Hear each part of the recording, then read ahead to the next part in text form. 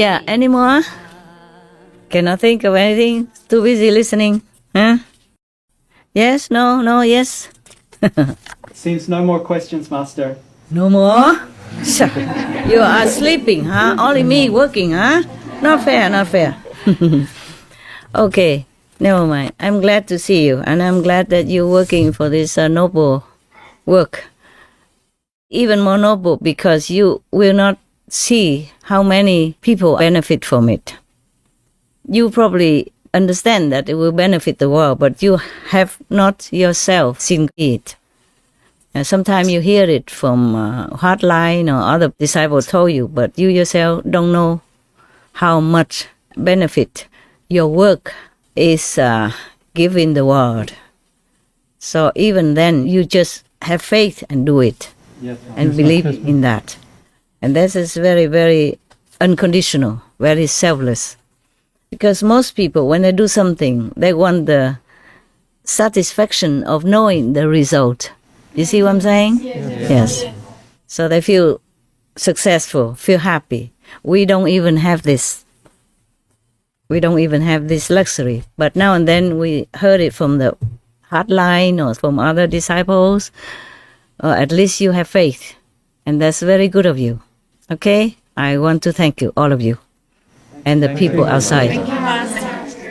Yes. Bravo. Thank you. Yes, I'm glad that your faith is so strong. And your selfless heart is also very strong. So that even though you don't see the result, you don't have the luxury of experiencing the outcome of your noble work, but you still continue doing it, believing that goodness will bring goodness, and your work, because of goodness, it will bring goodness to the world.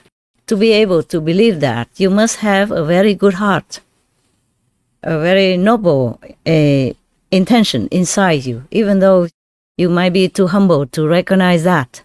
And it's okay too. It's okay too. Because if we know too much, who knows, maybe our ego will pop up. Then it might be making trouble for our daily concentration in our work. Okay? Yes, Master. Yes, Master. But believe me, your work is very powerful. You are helping the whole world. And not just the world, but the heavens, lower heavens, and the hell as well. And all the animals are thanking you. And the hell people are thanking you. Heavens are thanking you. Even though not all of you might see it.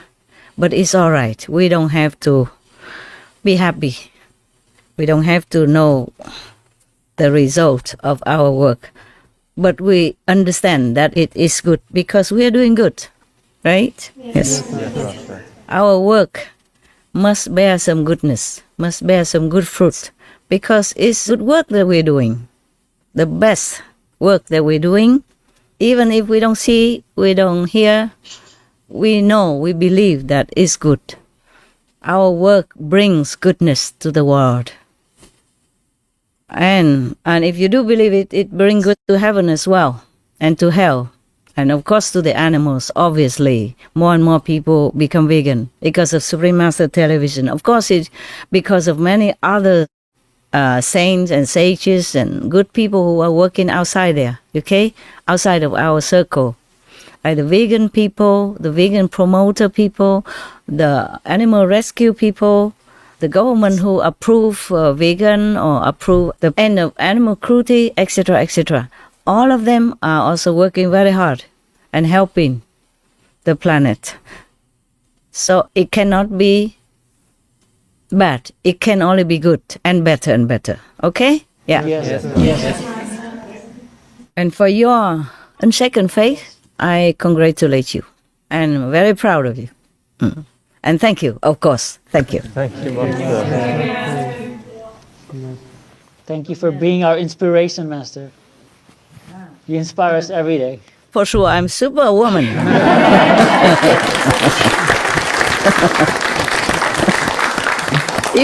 If you see my table, my desk, full of wires, all different colors, different kinds, then you know for sure I'm superwoman. because I don't know if any ordinary woman can live, sleep, and meditate or function in this kind of environment. Except for you guys. You are, I say, machine geeks, yeah? Computer geeks. you love computer, you love anything machine. Yeah, I am woman, I don't love it. I am a poet, actually, at heart. Yes, Master, you are. Yeah, I love to make songs, I love to write poetry, I love to take photographs of beautiful things. I'm softer than my man, and now I have to be tough. Do all these kind of things. To you, maybe it's nothing, but for me, it's really a big, big job to connect all these wires. It's a lot, Master, it's a lot. Even it's a lot for you? It's a lot for you, Master. It is for me. Too much. I confess, I'm not saying I'm that tough, that this is a piece of cake. No, it's not. I can't believe I did all this, connecting this and that and others together and making it function. Yeah, I could even talk to you. I wanted this long ago, yeah, but I thought it's not possible for a computer zero like me, yeah? Because although a superwoman like me, I don't know if tomorrow or next day we will have a chance to talk to each other, okay, huh? Yes. Who knows, we take one day at a time. Whenever we can, we count it as a very, very miraculous blessing. Yeah, okay? Yes. Yeah. All right. Okay, if you don't have any more questions, then I will tell you about another story. You want that? Thank you, Master. Okay, you want to hear about Satan or you want to hear about Moses and the ants? Moses and Moses, good. We just talked about him, right? So we continue this way. Yes. This is the first book. And the stories in this book are simple and easy to listen to, easy to digest. So that's why I started with it.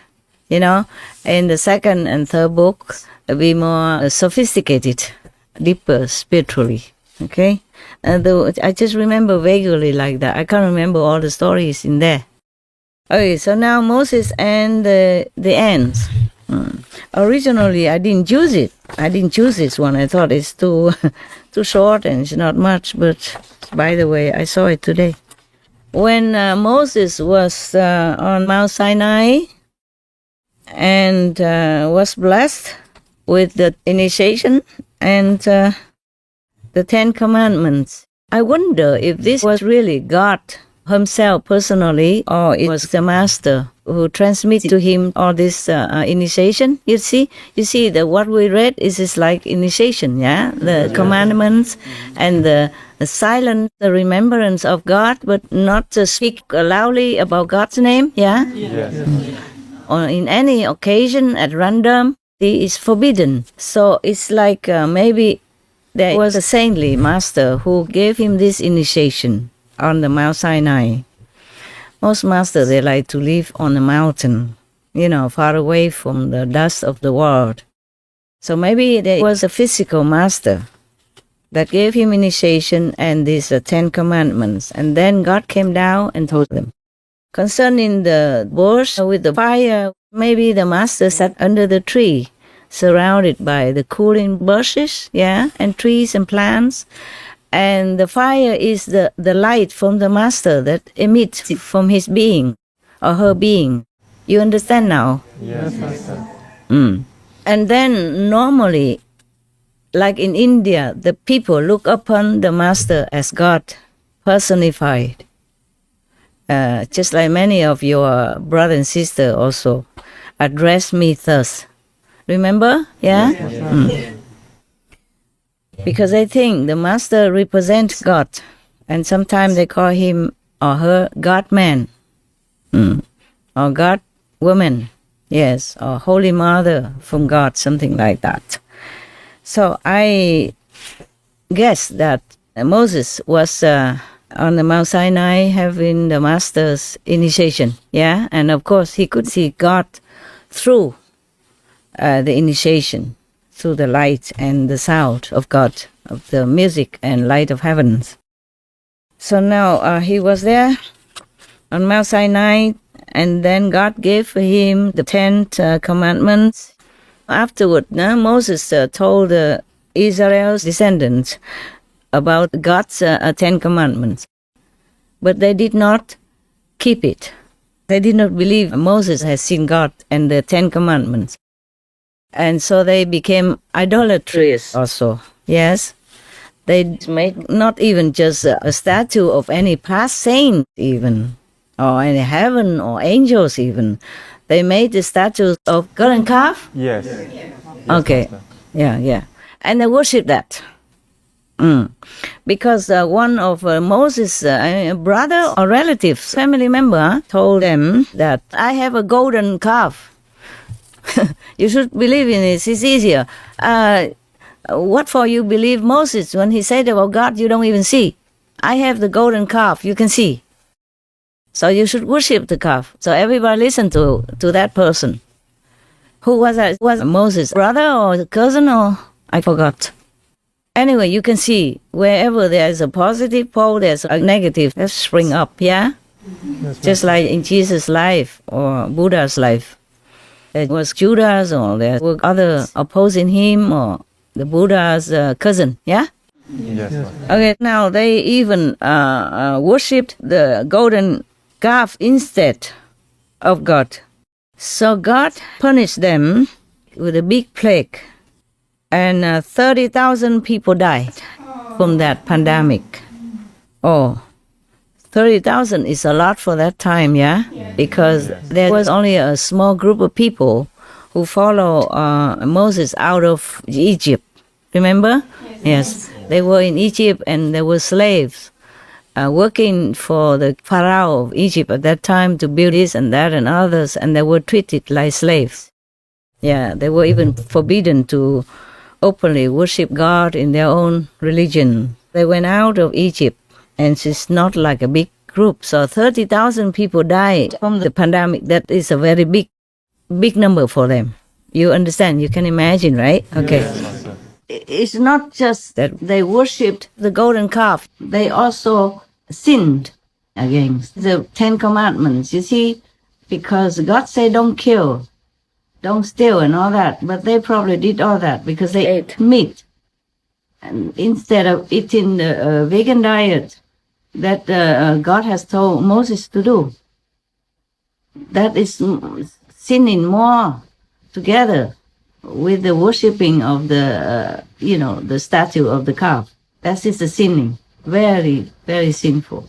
The eating of the meat. That's why in the Bible it says meat for the belly and belly for the meat, and God shall destroy both meat and them. Just like one time they asked God to give them, they say, you gave our ancestor manna, cannot you give meat as well? So God rained down meat for them to eat, and God destroyed them all. You see that? Yes, Master. Yes, Master. So it's a precept, it's a commandment that they also sin against God's will, against God's rules. Not just the worshipping of the calf only, because they went the wrong way. They don't worship God, they don't keep God's commandments, they just worship the calf, and then they think the calf will help them, bless them, so they could do anything they wanted. And they sinned further down, eating meat and killing and all that. That's why God punished them by the plague, by the pandemic.